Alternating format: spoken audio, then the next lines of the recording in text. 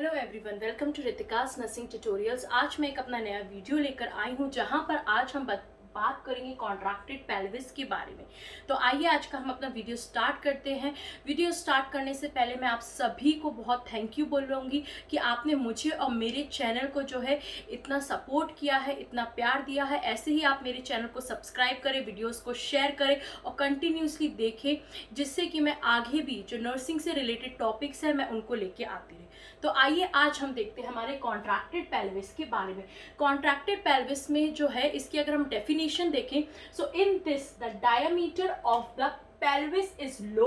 और reduce from the normal. Contracted pelvis हम उसे बोलते हैं जिसमें जो पेल्विस का जो डायमीटर है वो क्या होता है, कम होता है, लो होता है या रिड्यूस्ड होता है in comparison to the normal pelvis by one और मोर सेंटीमीटर्स। जहाँ पे जो पेल्विस है अगर हम उसके डायमीटर्स की बात करें तो वो नॉर्मल से क्या होगा, कम होगा। कॉन्ट्रैक्टेड पेल्विस, द डेफिनेशन और the meaning of contracted pelvis is when the diameter of pelvis is reduced और कम होता है या 1 और सेंटीमीटर्स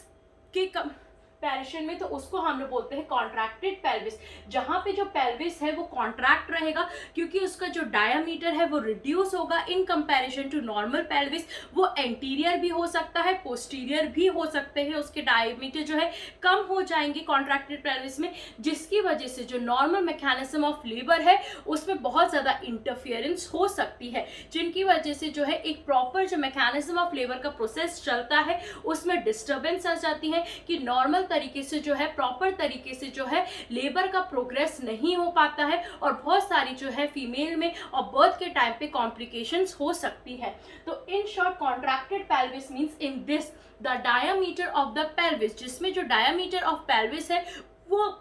नॉर्मल से रिड्यूस या कम होता है by 1 or more centimeters. It could be anterior or it could be posterior, in which it is basically interrupting or interfering with the normal mechanism of labor. अगर हम बात करें कॉन्ट्रैक्टेड पेल्विस की, वो कौन कौन से फैक्टर्स हैं basically that are influencing the size and shape of the pelvis, यानी वो कौन से कॉजेस है that may lead to the contracted pelvis, जिसकी वजह से हमारा जो पेल्विस है उसके शेप और साइज क्या हो रहे हैं, डिक्रीज। या फिर आप बोल सकते हो जैसे गायनेकॉइड पेल्विस है, तो लेकिन अगर किसी फीमेल में गायनेकॉइड पेल्विस नहीं प्रेजेंट है, एंड्रॉइड पेल्विस है या उसका एंड्रॉइड पेल्विस है वो स्मॉल साइज का है, स्मॉल गायनेकॉइड पेल्विस है, जो डायमीटर है पेल्विस का वो कम है, उसके शेप और साइज पे जो है वो असर पड़ा है, जिसकी वजह से द पेल्विस इज कॉन्ट्रैक्टेड, यानी कि जो बर्थ हो रहा है बेबी का और जो लेबर प्रोसेस चल रहा है उसमें किसी प्रकार का इंटरप्शन होना। तो अगर हम बात करें सबसे पहले हमारा डेवलपमेंट फैक्टर्स, यानी कि जो पेल्विस के साइज और शेप पे जो इन्फ्लुएंस करता है, सबसे पहले है डेवलपमेंट फैक्टर, जिसमें हम देखते हैं कंजेनाइटल भी और हेरिडिटरी, यानी कि जो फीमेल है उसके बर्थ से ही उसके पेल्विस में उसके साइज या फिर शेप में कोई भी डिफरेंस का होना, यानी कि कम होना या छोटा होना, जिसकी वजह से उसका कॉन्ट्रैक्टेड पेल्विस हुआ। तो यहाँ पे डेवलपमेंट फैक्टर जो कंजेनाइटल है उसमें हम देखते हैं नेग्लिस पेल्विस, और डेवलपमेंट फैक्टर में सबसे पहले हम देखते हैं जैसे कि स्मॉल एंड्रॉइड पेल्विस का होना, स्मॉल एंड्रॉइड पेल्विस या फिर स्मॉल गायनेकॉइड पेल्विस या फिर स्मॉल एंथ्रॉइड पेल्विस या फिर आप बोल सकते हैं स्मॉल प्लेटिपेलॉइड पेल्विस। यानी कि जो पेल्विस है, हमने देखे टाइप्स ऑफ जो पेल्विस होते हैं, एंड्रॉइड, प्लेटिपेलॉइड, एंथ्रॉइड पेल्विस। अगर इनका शेप या इनका साइज अगर कम होता है, so that is the one cause that may lead to the contracted pelvis. फिर आता है हमारा नेग्लिस पेल्विस। अगर किसी फीमेल का जो पेल्विस है वो नेग्लिस पेल्विस है, यानी इसमें क्या होगा, there will be one sacral ala present होगा, ठीक है ना, एक एब्सेंट होगा, एक ही प्रेजेंट होगा, क्या, सैक्रल आला, तो उसको हम लोग बोलेंगे नेग्लिस पेल्विस। फिर हम देखते हैं रॉबर्ट पेल्विस, जहां पे जो है बोथ द सैक्रल आला विल बी एब्सेंट, यानी कि जो हमारा नेकलेस पेल्विस में देखा था कि हमारा वन सैक्रल आला क्या होगा, एब्सेंट रहेगा। रॉबर्ट्स में क्या होगा, हमारे बोथ जो सैक्रल आला है that will be absent. High assimilation pelvis में क्या होता है, जो हमारा जैसे हमने देखा जो हमारी वर्टिब्रा है वो कितने होते हैं, टोटल 5। तो यहाँ पे हाई एसिमुलेशन क्या हो जाएगा, there will be presence of 6 vertebras. फिर उसके बाद स्प्लिट पेल्विस जो है, यानी कि जो हमारा सिम्फाइसिस प्यूबिस से क्या होगा, वो स्प्लिटेड होगा, तो वो that may lead to the contracted pelvis. ये हमारे सब आते हैं डेवलपमेंटल फैक्टर, जिसमें कंजेनाइटल यानी जो एक फीमेल है उसको बर्थ से ही क्या हो, उसका स्मॉल गायनेकॉइड पेल्विस हो या स्मॉल एंड्रॉइड पेल्विस हो, स्मॉल एंथ्रोपॉइड पेल्विस हो, या फिर उसका जो है नेकलेस पेल्विस हो जिसमें जो सैक्रल आला है वो एक एब्सेंट होता है एक प्रेजेंट होता है। रॉबर्ट्स पेल्विस में क्या हो रहा है, दोनों ही सैक्रल आला क्या है, एब्सेंट है। हाई एसिमुलेशन में क्या होता है, इन केस जो नॉर्मल में हम देखते हैं कि 5 वर्टिब्रास होते हैं, तो इसमें क्या हो रहा है, हाई एसिमुलेशन यानी इंक्रीज हो रहा है, एसिमुलेशन हो रहा है पेल्विस का, that may lead to the 6 vertebras. Split में जो हो रहा है, splitting of the symphysis pubis. तो ये होते हैं डेवलपमेंट फैक्टर, यानी कि कंजेनाइटल ही डिफॉर्मिटीज की वजह से अगर फीमेल की पेल्विस के साइज और शेप में असर पड़ता है, so that may lead to the contracted pelvis. फिर हम बात करते हैं कि अगर मेटाबॉलिक फैक्टर्स है second, that may influence the size and shape, यानी कि अगर फीमेल को क्या है, रिकेट्स है, ऑस्टोमलेशिया, जिसकी वजह से जो पेल्विस की थिकनेस है वो कम हो जाती है and they lose the strength of the pelvis, यानी पेल्विस में उतनी स्ट्रेंथ नहीं रह सकती है कि वो जो है होल्ड कर सके, वेट को होल्ड कर सके, उसमें उतनी कैपेसिटी नहीं हो सकती और उसकी जो थिकनेस क्या होती है वो कम हो जाती है, वो रिड्यूस हो जाती है। सो बाय डायमीटर 1 और मोर सेंटीमीटर्स उसके कम होते हैं, that due to the metabolic factors like rickets and osteomalacia। फिर न्यूट्रिशनल फैक्टर, अगर जो मदर है माल नरिश्ड है, प्रॉपर तरीके से न्यूट्रिशन नहीं मिलता है उसको, तो वो बचपन से क्या होगा, देयर विल बी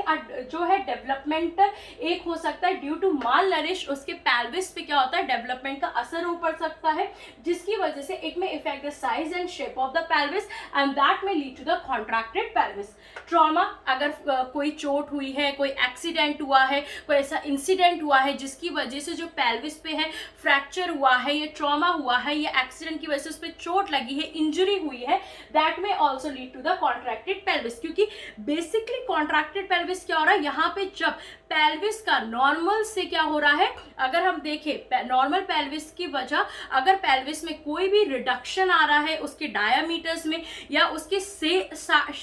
शेप और साइज में कोई भी जो है आपको डिफॉर्मिटी दिखती है, उसकी वजह से क्या होता है, हमारा कॉन्ट्रैक्टेड पेल्विस होता है। फिर हमारा सेक्सुअल फैक्टर की वजह से भी हो सकता है, जिसमें जो है बहुत ज़्यादा सेक्सुअली एक्टिव होते हैं तो एंड्रोजन बहुत मात्रा में क्या हो रहा है, रिलीज हो रहा है, दैट में also affect the size and shape of the pelvis and these factors may lead to the contracted pelvis।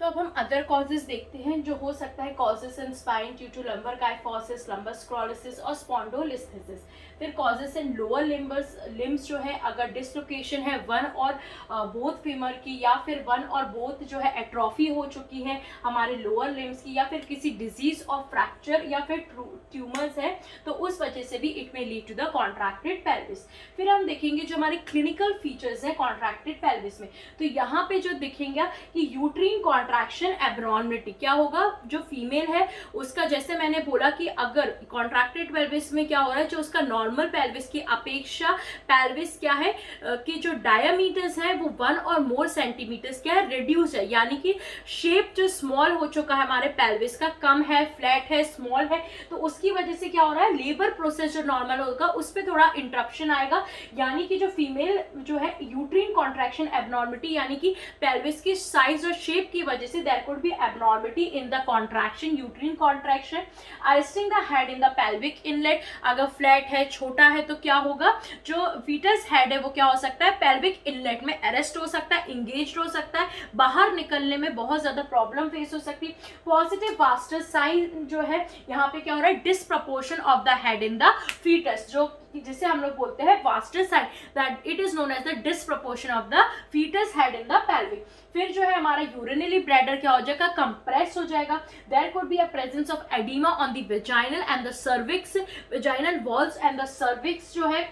वहां पे फॉर्मेशन ऑफ द फिस्टुला हो जाएगा and danger of the uterine rupture, यानी कि ओवर डिस्टेंशन क्या हो जाएगा, हमारी यूट्रीन वॉल्स का हो जाएगा, जिसकी वजह से there could be a uterine rupture. तो ये था हमारा क्लिनिकल फीचर्स। अब हम इसमें देखेंगे कि वो कुछ जो है डिग्रीज है जिसकी वजह से उसी के हिसाब से हम मैनेजमेंट हम कर सकते हैं अपना कॉन्ट्रैक्टेड पेल्विस के बारे में। अब जो हम देखते हैं कि डिग्रीज ऑफ कॉन्ट्रैक्टेड पेल्विस, अगर हम बात करेंगे मैनेजमेंट की तो वो डिग्रीज के बेसिस पे हम मैनेजमेंट करते हैं। माइनर डिग्री जहां पे जो डिसप्रपोर्शन होता है हमारे ट्रू कॉन्जुगेट का, वो अगर 9 to 10 सेंटीमीटर होता है, 8 to 9 सेंटीमीटर होता है, तो वो हम उसको रखेंगे कि कॉन्ट्रैक्टेड पेल्विस माइनर है। अगर मॉडरेट डिग्री है तो वो हमारा जैसे इसमें 9 to 10, तो it would be 8 to 9 centimetre. अगर सीवियर है तो जो ट्रू कॉन्जुगेट का डिस्प्रपोर्शन है वो 6 to 8 सेंटीमीटर के बीच में है, तो उसको हम सीवियर रखेंगे। अगर एक्सट्रीम है यानी कि less than 6 centimetre, less than 6 centimetre, अगर disproportion of true conjugate is less than 6 centimetre, so it will come on the extreme. तो अगर माइनर और मॉडरेट डिग्री का है यानी कि true conjugate is between 8 to 9 centimetre, तो that there is some possibilities of the vaginal delivery. अगर 6 to 8 जो सेंटीमीटर है ट्रू कॉन्जुगेट का, तो हम ट्राई लेबर कर सकते हैं, लेकिन हम लेबर के प्रोसेस को ट्राई कर सकते हैं, लेकिन अगर it failed so we can go for the caesarean section. अगर एक्सट्रीम है तो हम उसको सिजेरियन सेक्शन जो है उसके द्वारा हम डिलीवरी को कंडक्ट कर सकते हैं। कॉम्प्लिकेशंस ड्यूरिंग प्रेगनेंसी जो है मदर में आ सकती हैं। There could be a malpresentation, non engagement of the head होगा, फाइलोनेफ्राइटिस होगा, क्योंकि जो है ड्यू टू द जो कंप्रेशन पड़ रहा है हमारे यूट्रीन में उसकी वजह से क्या हो रहा है, फाइलोनेफ्राइटिस होगा। अगर हम लेबर में कॉम्प्लिकेशन करें, जैसे मैंने आपको बताया, there will be uterine contraction abnormality due to the small size and the shape of the pelvis की वजह से सर्विक्स डायलेटेशन लेट होगा, स्लो होगा, जिसकी वजह से there could be a prolonged labour. Premature rupture of the membranes, postpartum haemorrhage हो सकता है, ऑब्स्ट्रक्टेड लेबर की कंडीशन हो सकती है, और यहाँ पे जो है डिफिकल्ट हो सकता है फोर्सेप्स डिलीवरी में। फीटल के कॉम्प्लिकेशंस हो सकते हैं, फीटल अफेक्सिया में हो सकता है, फीटल्स के स्कल या नर्व पे फ्रैक्चर या फिर इंजरी हो सकती है, उसका इंट्राक्रेनियल जो है हेमरेज हो सकता है। तो ये सब हमारे थे कॉम्प्लिकेशन मैनेजमेंट और degrees of the contracted pelvis. अगर हम बात करें कि हम इसको डायग्नोस कैसे करेंगे, यानी कि डायग्नोस्टिक इवैल्यूएशन, तो हम पेल्विमेट्री कर सकते हैं, यानी कि to check the diameters of the pelvis हम पेल्विमेट्री कर सकते हैं। क्लिनिकल पेल्विमेट्री जहां पे हम क्या करेंगे कि दोनों इनलेट और आउटलेट के जो शेष शाइप है और पूरा जो डायमीटर्स है उनको चेक कर सकते हैं, तो उसके लिए हम करेंगे क्लिनिकल पेल्विमेट्री। और हम इमेजिंग कर सकते हैं, सीटी स्कैन, एमआरआई की, मतलब जो भी कोई प्रकार की साइज और शेप को कंफर्म करने के लिए कि किस डिग्री का कॉन्ट्रैक्टेड पेल्विस है। तो ये था आज का हमारा कॉन्ट्रैक्टेड पेल्विस के बारे में। आई होप ये वीडियो आपको बहुत हेल्प करे आपके इस टॉपिक के लिए, आपको इससे नॉलेज मिले। अब हम मिलेंगे हमारे नेक्स्ट वीडियो में। Till then take care, stay safe, thank you so much.